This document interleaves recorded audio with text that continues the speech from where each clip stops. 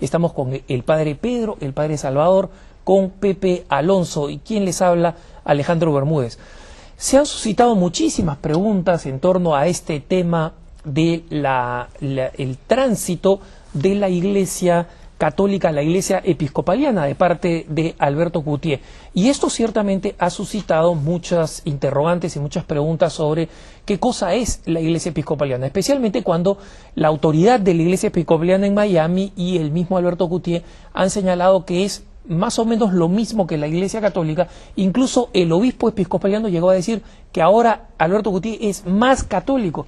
Padre, ¿se quedó usted corto entonces al quedarse acá en la Iglesia Católica? Pues al parecer sí, por ese comentario al parecer sí. Pero tú sabes que católico no se es por lo que digo, sino por lo que vivo, ¿no? Puedo decir que soy católico, puedo pretender decir que soy católico, puedo querer pretender decir que soy católico, pero puedo estar viviendo contrariamente a mi fe, inclusive en la misma condición de católico.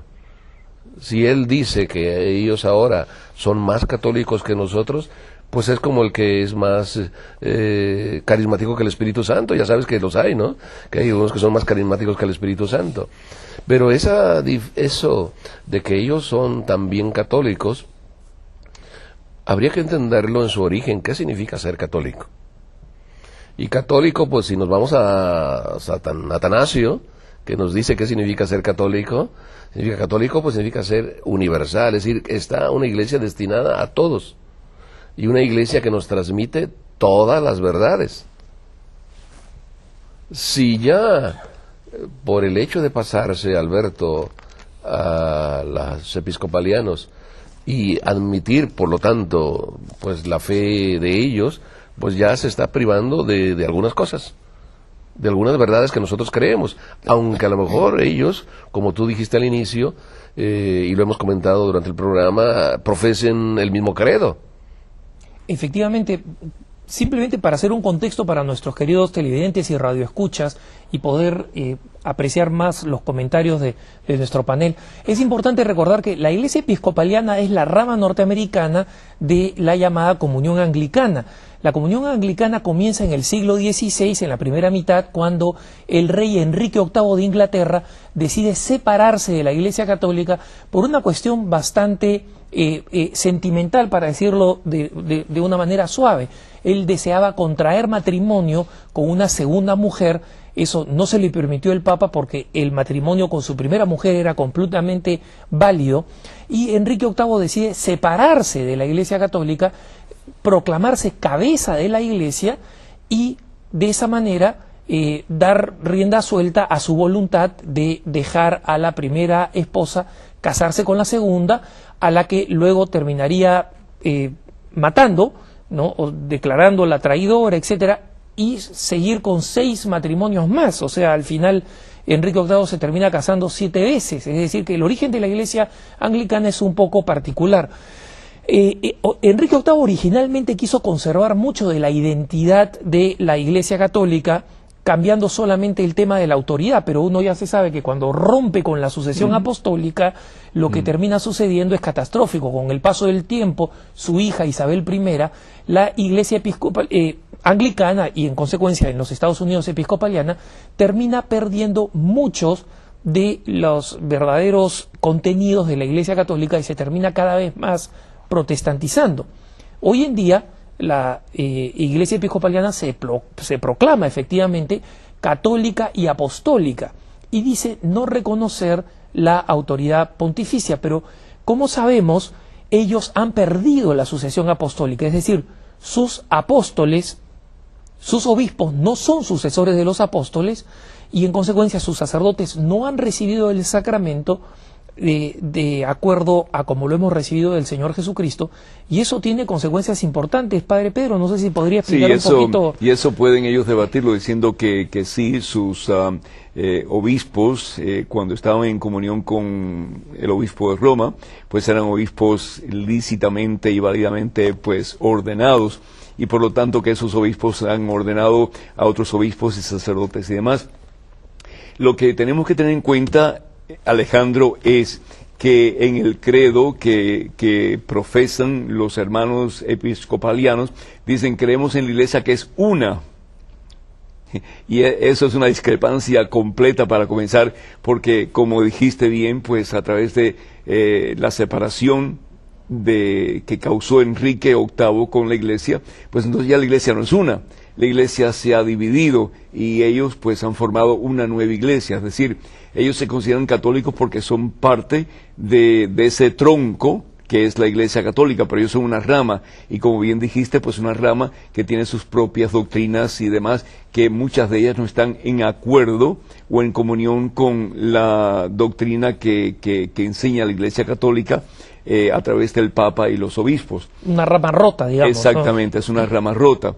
Y cuando, pues después de la guerra de las colonias, 13 colonias con Inglaterra, que ya se declaran independientes, pues entonces ya no se le podían llamar anglicanos, entonces tienen que cambiar el nombre a episcopaliano. Lo que es importante entonces es estar conscientes de que no hay comunión con el obispo de Roma, no hay comunión con el vicario de Cristo, no hay comunión con la iglesia establecida por Jesús, que es la una santa católica y apostólica, y por lo tanto es una rama rota, como bien tú lo dices, de la iglesia fundada por Jesús, no está en comunión con la iglesia fundada por Jesús. Es importante también que la palabra de Dios, y leamos lo que dice la palabra de Dios. La palabra de Dios aquí en el Evangelio según San Mateo capítulo 28, versículo 18 en adelante, es Jesús quien comisiona a sus primeros discípulos, que van a ser los pilares de su iglesia, su única iglesia. Sobre esta piedra edificaré mi iglesia. Evangelio según San Mateo capítulo 16, versículo 18. Y dice el Señor Jesús, le dice a ellos, en particular, me ha sido dada toda autoridad en el cielo y en la tierra, por eso vayan y hagan de todos los pueblos mis discípulos. Es decir, la iglesia de Jesucristo es católica, porque es para todos los pueblos, es para todas las personas y para todas las gentes de todas las generaciones hasta el fin de los tiempos. Es católica por eso, la palabra católica es una palabra griega que significa universal. Entonces, cuando hablamos de la Iglesia Católica, nos referimos definitivamente a la única iglesia que Jesús no solamente funda, pero que comisiona para que vaya al mundo y haga discípulos de todas las naciones y hasta el fin de los tiempos. Y cuando decimos, o dicen ellos, por ejemplo, que la Iglesia Episcopaliana es católica, es una gran mentira. Sí, me parece importante señalar además un episodio histórico muy importante.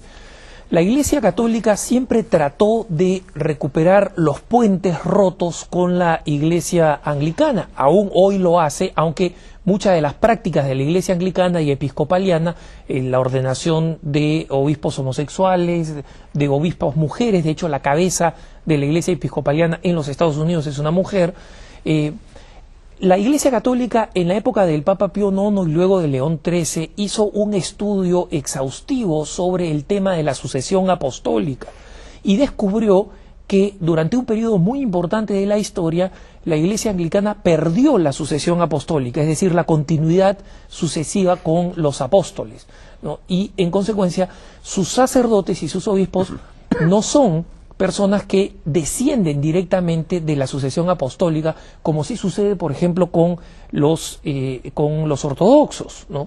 Y esto es importante porque un gran converso del anglicanismo, John Henry Newman, tuvo un tratado donde explica precisamente estas diferencias históricas que existen en el término de la sucesión apostólica. Ahora, si no hay sucesión apostólica, ¿qué implica eso para los sacramentos, padre? Es que si no hay sucesión apostólica, pues no hay sacramentos.